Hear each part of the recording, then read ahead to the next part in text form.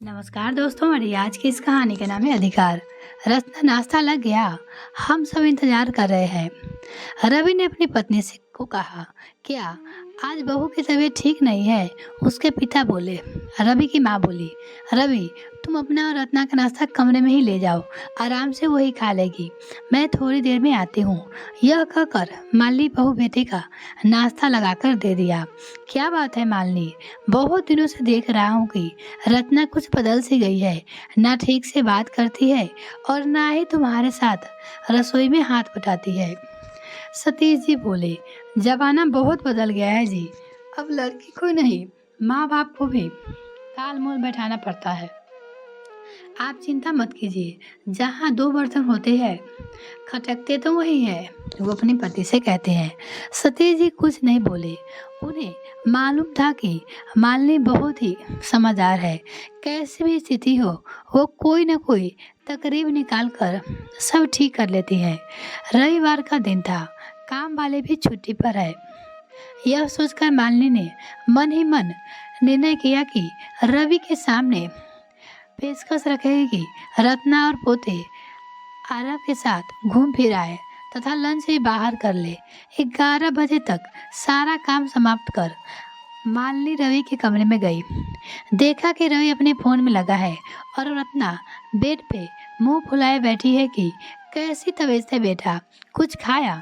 मालिनी ने सहज रूप से कहा, रवि रवि का छुट्टी का दिन है बेटा, रत्ना आरव को बाहर घुमा फिरा ला।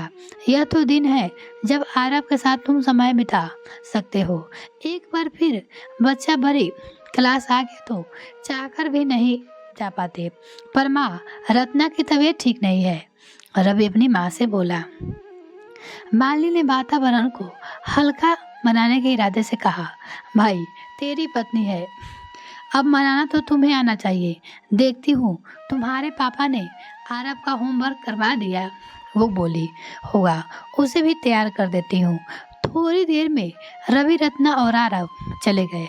मालिनी ने स्वयं को आश्चर्य किया कि रत्ना को कुछ नहीं हुआ, वह केवल अपनी ओर ध्यान खींच रही है या अपना अलग घर खरीदने का रट दोहरा रही है।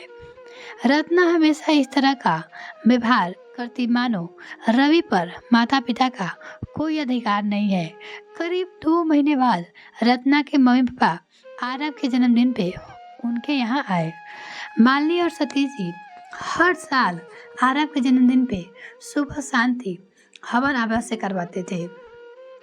इस वर्ष मालिनी ने अपने समधी समधन जी को विशेष रूप से स्वयं आमंत्रित किया कि वो हवन के समय अवश्य आए। संजोग कुछ ऐसा हुआ कि रत्ना को केवल हवन के लिए 2-3 घंटे ही छुट्टी मिल सकी। हवन संपन्न होते ही पश्चाताप रत्ना जल्दी जल्दी में ऑफिस चली गई। पूजा होने के बाद ऑफिस पहुंचकर उसने फोन करके अपने माता पिता से कहा कि शाम को पार्टी के लिए दोबारा आ जाना, अब घर जाकर आराम करे।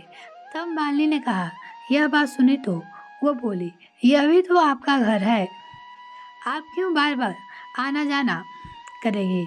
मालिनी अपनी समझनी से कहती है, दिन का तो काम हो गया, बाकी का काम चंपा निपटाएगी। बड़ी मुश्किल से पैर से बचकर गपशप करने का मौका मिला। मालिनी के मनुहार पर दोनों वहीं रुक गए। शाम के लिए रवि और रत्ना पार्टी का आयोजन घर के लॉन में ही किया था। खाना वगैरह सब बाहर से मंगवाया गया था जन्मदिन के दिन के लिए, इसलिए मालिनी और सतीश भी निश्चित बैठे बातें कर रहे थे। 5 बजे रवि और रत्ना आ गए। अपने मम्मी पापा को देख रत्ना हैरान हो गई, बोली, आप दोनों सुबह से यहीं हैं? वो बोली, मैंने राजेश को फोन कर रहा था कि आप दोनों को ले जाए।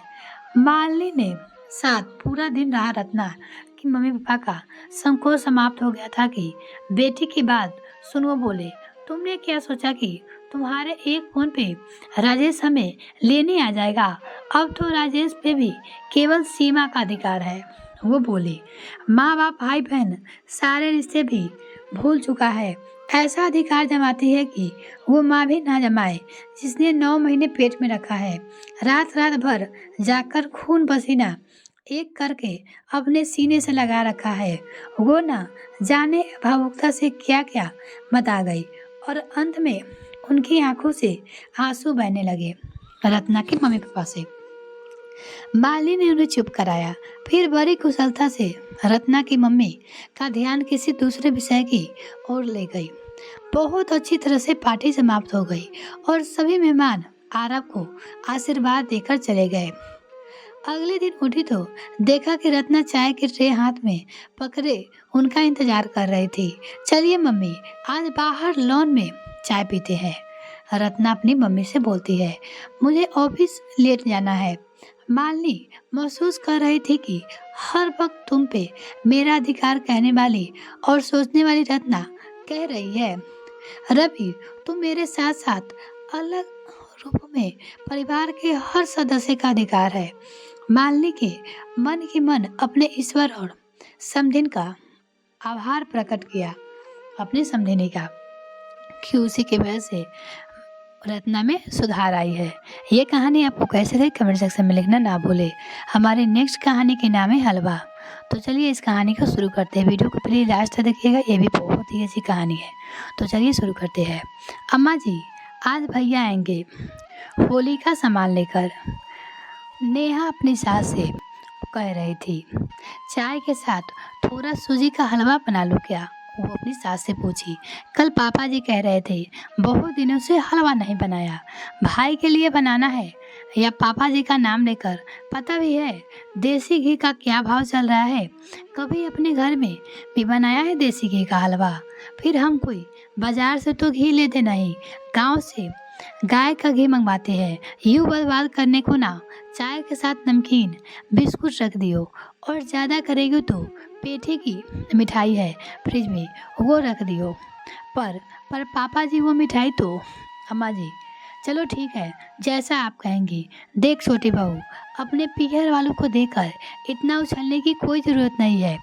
इतनी तो कभी बड़ी बहू की हिम्मत भी नहीं हुई कि भाई के लिए कढ़ाई चढ़ाने की बात करी हो, और कोई तेरा भाई ऐसा अनोखा सामान लेके ना आ रहा है कि हम उसके लिए एहसान तले दब जाएंगे। अम्मा जी, पता नहीं वो तो चाय के लिए भी रुकेगा या नहीं। मैं तो ये हुई पूछ लिया था, उसे तो आगे दीदी के यहाँ भी जाना है, नेहा अपनी सास से कहती है। फिर धक्के खाते क्या देके जाएगा, वही एक साड़ी और पैंट कमीज का और एक दर्जन केले। तुम भी कमाल करती हो सरस्वती, अरे ये तो बहू बेटी का मान होता है, हमारी परंपरा है जो चली आ रही है। वैसे भी बहू के घर से कुछ भी आए, तुम खुश कब हुई हो? खुश तो आदमी तब होगा जब कुछ ढंग का आज तक आया हो। कपड़े के नाम पे हमेशा चिथरे आए हैं, काम वाले भी ना पहने ऐसे कपड़े। लेना देना तो कोई मुझसे सीखे। पूनम के विवाह को 16 साल हो गए चुके हैं, ससुराल वालों ने हमेशा मेरा दिया हुआ ही पाना। आज भी इतना सामान भेजो कि पड़ोस रिश्तेदारों में भी बांटकर भी 10 दिन खावे। रामदास जी जानते थे कि पत्नी से बहस करने का कोई फायदा नहीं है, क्योंकि वो अपने सूह पर किसी को भी नहीं आने देती थी। पर बहू का इस तरह अपमान उन्हें बर्दाश्त नहीं हुआ। चिढ़कर बोले, वैसे तुम्हारा भाई कब आ रहा है होली का सामान लेकर? तुम तो हमेशा राग अलापती हो ना कि 4 भाइयों की अकेली बहन हो, कोई कमरा खाली करवाओ। देखो जी, कह देती हूँ, ज़्यादा बहू की मेर लेने की वाले मत बनो। एक तो बहू चली गई, दूसरी भी चली जाएगी। बुढ़ापे में रोटी मैं ही दूंगी। तभी दरवाजे की घंटी बजी। पति पत्नी ने तर्क वितर्क कर विराम लगाया और रामदास जी दरवाज़ा खोलने चले गए। आओ आओ हिमांशु बेटा, नेहा बहू तुम्हारा ही इंतजार कर रही थी। घर में सब ठीक है ना नेहा? बेटा हिमांशु आ गया, उसके ससुर जी यहाँ से कहते हैं। नमस्ते भैया, माँ बाबूजी भाभी सब ठीक है ना? आप तो कह रहे थे कि गोलू को साथ लेकर आएंगे, नेहा अपने भाई से कहती है। हाँ कह तो रहा था, पर सोचा कि मुझे भी उलट फेर ही करनी है, अगली बार लाऊंगा। तू कैसी है नेहा? माँ जी कहाँ है? इतने और सरस्वती जी बोले थी। मैं यही हूँ, और बाल बच्चे सब ठीक है। जा नेहा, चाय बना ले अपने भाई के लिए। सरस्वती कहती है। तुम भी कमाल करती हो सरस्वती। बहू को अपने भाई के पास बैठने दो, तुम चाय बना दो और हाँ, अपने हाथ का बेसन का हलवा भी चखा दो। भाई हिमांशु तुम्हारी माँ जी के हाथ का हलवा वाह, नाम लेते ही मुंह में पानी आ गया। वो बोली, नहीं नहीं मौसी जी, आज तो ना चाय पीऊंगी ना ही हलवा खाऊंगा। हिमांशु कहा, बस एक गिलास पानी पिला दो, नीलम दीदी के यहाँ भी पहुँचना है और शाम तक वापस लौटना भी है। हिमांशु बोला। हिमांशु तो चला गया, पर सरस्वती जी ने जो क्लास लगाई अपने पति की, शायद ही उसके बाद वो कभी किसी मेहमान के सामने हलवा बनाने की बात कहे। अपने पति से लड़ी। अचानक सरस्वती जी के पास पड़ा मोबाइल बजा तो बेटी का नाम देखकर तुरंत बोली, यानी उसकी बेटी का फोन आया। हाँ बेटा पूनम, कब, कौन से हॉस्पिटल में? वो इधर से बोली, हाय पूनम के पापा नाश हो गया, नरेंद्र का एक्सीडेंट हो गया और नेहा जल्दी कर राकेश को फोन करके कह दे कि फौरन ही पहुंचे। जाने मेरी बच्ची किस हाल में होगी। करीब 10-15 दिन के बाद नरेंद्र की हालत में सुधार हुआ और डॉक्टरों ने घर जाने की मंजूरी दे दी, पर दिक्कत यह थी कि पैर में फ्रैक्चर के कारण नरेंद्र ऊपर नीचे चल नहीं पाएगा और समर्थ था। इसलिए गांव से आए पूनम के ससुर बोले, गांव ही ले चलते हैं, अकेली बहू कैसे संभालेगी। मैं यहाँ के बारे में कल जानता नहीं था, किराए का घर भी छोटा है। अगर वो बोले। ऐसे में नेहा यानी सरस्वती की बहू आगे बढ़कर बोली, नहीं मौसा जी, आप ना इतना बड़ा घर होते हुए बीमारी की हालत में गांव क्यों जाओगे। जब तक नरेंद्र भाई साहब ठीक नहीं हो जाते हम सब इकट्ठे रहेंगे और आपको तथा मौसी जी को भी कुछ दिन हमारे साथ ही रहना है, क्योंकि इस समय बेटे को माँ बाप की और माँ बाप को बेटे की सहारे की जरूरत है। नेहा आगे बढ़कर बोली। रामदास जी और सत्यजी जी को भी बहू के बात को समर्थ किया और मन ही मन सरस्वती जी अपनी बहू के बड़प्पन को देखकर अपने व्यवहार पर लज्जित थी, पर उनके अहम को कुछ भी कहने से उन्हें रोक रखा था। नरेंद्र के माता पिता तो हफ्ते भर के बाद राकेश और नेहा की स्वभाव और सद्भाव की प्रशंसा करते हुए लौट गए, पर पूनम और नरेंद्र बच्चे सहित करीब 4 महीने के बाद अपने घर वापस गए। इन सब में खास बात यह रही कि नेहा के चेहरे पर एक बार भी किसी के एक सिकन भी ऐसी नहीं देखी जिसने ऐसा लगे कि उसे किसी से कोई शिकायत है। उसे कोई परेशानी नहीं थी। जिस दिन पूनम अपने घर गई उसी दिन सरस्वती जी रसोई में आई और नेहा यानी अपनी बहू से बोलती है, बेटा आज रात का खाना मैं बनाऊंगी, कभी तो कुछ शिकायत भी किया कर। नेहा, सचमुच जौहरी को हीरे की परख होती है। मेरे पास तो बेशकीमती हीरा है और मैं कागज के टुकड़ों को दौलत समझती रही।